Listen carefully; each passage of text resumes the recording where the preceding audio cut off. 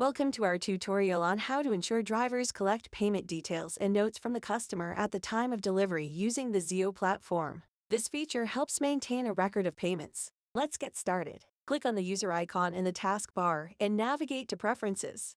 In Preferences, find the POD payment option and click on it. A new pop-up will appear. Click on Enable and then Update Preferences. Now the POD payment feature is enabled. The driver can record payment details at the time of parcel delivery. Once the parcel is delivered and the driver marks the stop as successful, they will get a pop-up with the option to collect payment. By clicking this option, they can record the payment details. The payment menu consists of the following options. Cash payment.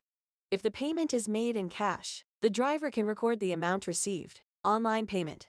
For online transactions, the driver can record the transaction ID and save an image of the successful transaction page as proof of payment. Pay later. If the customer wishes to pay later directly to the fleet owner, the driver can select this option and mention any future payment details in the notes section. Once the details are added, click on the D1 button. The payment details are now recorded in Zeo. It can be viewed in the trip report. And that's it. You've successfully enabled and used the POD payment feature to ensure drivers collect and record payment details at the time of delivery. Thanks for watching.